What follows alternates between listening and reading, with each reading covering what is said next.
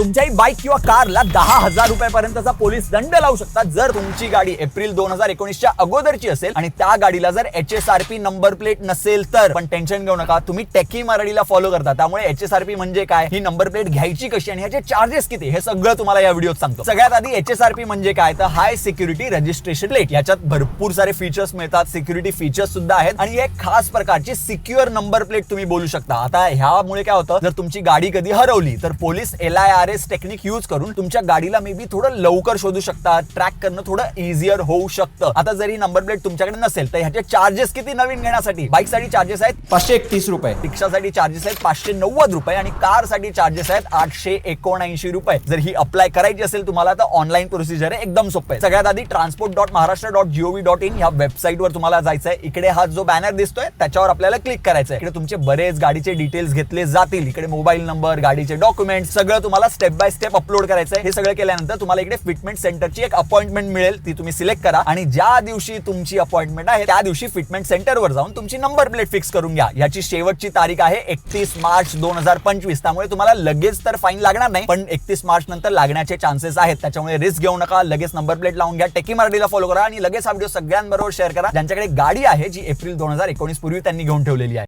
Number लावल्यामुळे वाचलो.